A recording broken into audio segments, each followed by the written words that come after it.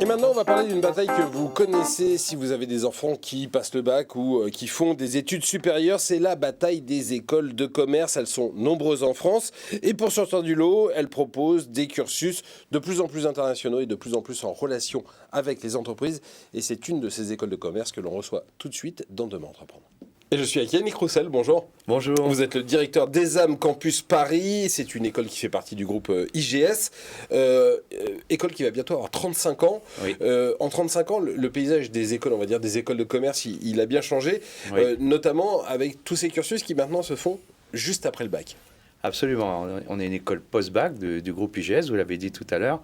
Et effectivement, on a beaucoup changé. Nous, on est plus une école spécialisée qu'une école de commerce. Voilà, on est surtout finance d'entreprise, management stratégique, droit des affaires.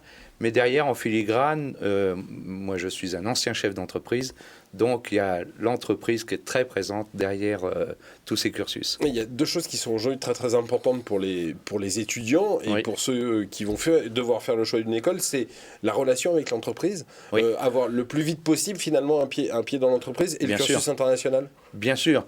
Moi-même, j'étais chef d'entreprise avant de prendre... J'ai eu 4 entreprises avant de reprendre cette école. Mhm. Effectivement, le pied à l'étrier le plus tôt possible est le mieux pour les étudiants. En plus, pour certains profils d'étudiants, c'est plus pragmatique et ça fait souvent un bon mélange, puisque à la sortie de notre école, si vous voulez, le taux de placement est excellent.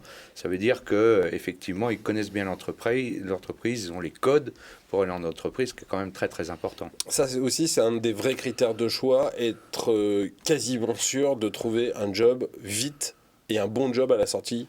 Oui, nous on a 2 types de clients en fait.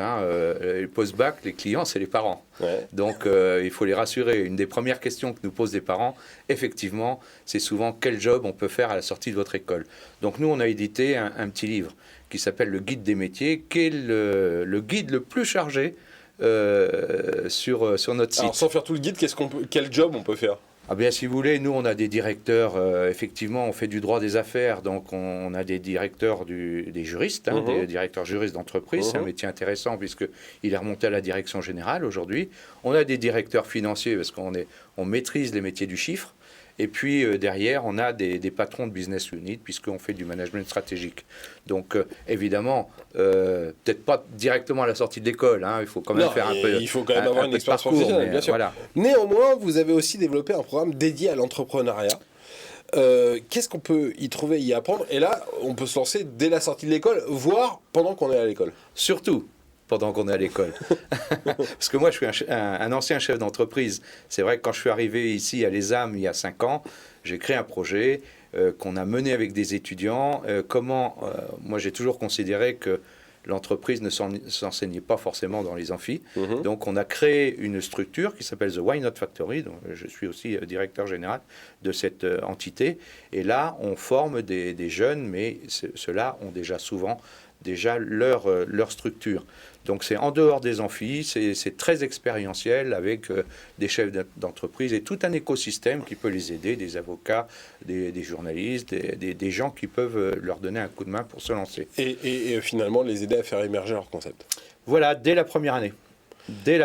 La rentrée 2021, elle a été normale enfin? Oui.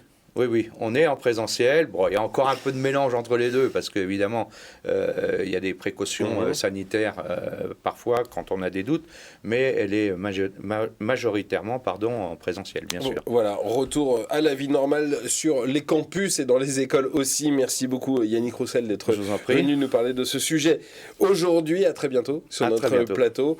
Demain Entreprendre, c'est fini pour aujourd'hui, mais on se retrouve très vite sur Demain TV. Je vous souhaite une très bonne soirée. Salut.